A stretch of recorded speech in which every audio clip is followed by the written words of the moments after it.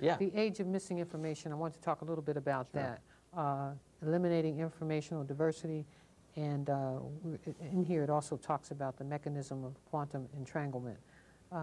Explain it to us, the age of missing information, the paradox of efficiency and effectiveness. We've been told by a lot of different industries and areas of society that we live in an information age because we have so much computer technology around us. But I've found it to be just the opposite.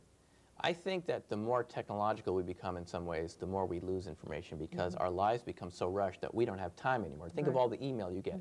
How much information is in those emails? You can't read it all. You can't read it all. What you need for information is time. But we don't have time anymore, and we get a lot of junk emails and a lot of junk phone calls and things. And that takes up time. So in some sense, there's less information because the more you make it easy to communicate quickly, the more people do communicate. But it's a question of whether they're communicating anything of intelligence. Right. And of course, we know a lot of people are just going to use that communication for their own personal gain, like a lot of the commercial email we get. So what I've seen is that people, it seemed even 100 years ago, before the age of television, used to sit around and talk and socialize more. And now with the age of the internet, people spend a lot more time online. Right. But I think emailing back and forth. Yeah, right. But how much information can you get through a wire? I'm not saying this is bad technology. I use it all the time. We all do. We have to. But think hundreds of years ago, people could farm without chemicals and pesticides. They learned things from their parents and their grandparents that passed on traditions. You know, the ancient Polynesians could navigate the entire Pacific without a compass. They could do the entire Pacific. They didn't have any GPS. How many people nowadays could move around the oceans without their GPS device? So what they had was access to paying attention to the patterns of the birds and the stars and the wind, and they knew the different types of waves. That's all information, too, and I think the drawback of being so externally focused on external technology is that we lose contact with ourselves, with our bodies and with our minds and with nature. And we're losing that type of information. So we're in some ways alienated from our environment. When we come back, we want to talk about how somebody really gets a real understanding of this and where do they get the information to help them along the way. Okay? Stay with us. Stay with us. You're watching TV 48 Update. I'm your host, Catherine Pugh. We're talking about opening minds. Welcome back to TV 48 Update. I'm your host, Catherine Pugh. I'm talking about Opening Minds, a journey of extraordinary encounters, crop circles, and resonance by Dr. Simeon, Hein. And I wanted to really just kind of help people to understand, or at least understand what you're saying in terms of this energy that's around us. Because I would think that most people would close their minds to it, not acknowledge it. But people meditate. We say deja vu. We say we feel like we've been here before. I don't know where that thought came from, but I know it was, you know, I've heard it before or I've felt it before. How do we get people to, those that you're trying to reach, how do you get them to understand that this, in fact, according to this book, is real?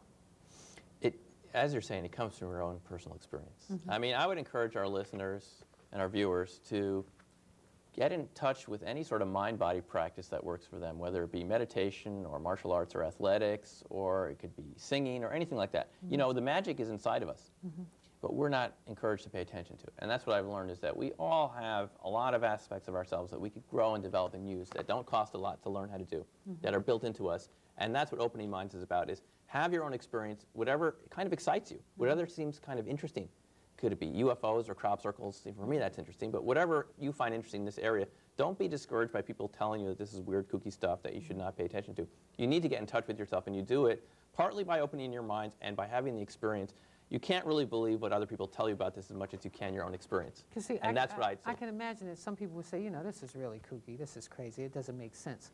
But what you're talking about is not that it makes sense or it doesn't make sense. You're right. There's an energy. That's exactly it. I don't know if it makes sense. It doesn't make sense to me either, but it's real. And just because it doesn't make sense doesn't mean it's real. And wouldn't it be a shame to go through your whole life just because you thought something wasn't real, later to find out it was real and you missed all that fun? I mean, whether it makes sense or not, just as you're saying, isn't really the point. The point is people are having those experiences. I've had them. And I think the scientific data shows that it's true. But that's a whole other question. It's just that have the experience and make your own mind up. Don't believe me. To have your own experience about it and see for yourself whether these things are real. You know, go on a sky watch to see if you can see UFOs or whatever it takes. But go and make the attempt to have your own experience and make your own mind up yourself. That's the best way to do it. I think the key is, what you're saying here is opening your mind. That's right. Have an open mind. Okay. Website? The website is openingminds.info, just like the title of the book, openingminds.info. And on openingminds.info, There are pictures. There's a link for pictures. People can click to see the crop circles where we've had the weird experiences. They can see the battery failure and other really great ones that people have made where we've been there when they made them that nobody thought they could do. And there's also a link to the disclosure project at the bottom of the page for those who want to find out more about this attempt to get the government to disclose information.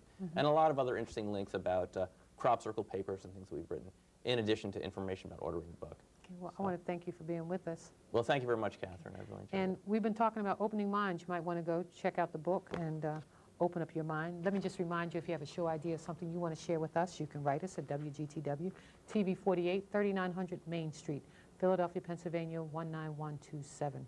Or you can call us at 215-930-0482, or you can contact us by email. The address is right there. Thanks so much for watching. Thank you for watching 48 Update.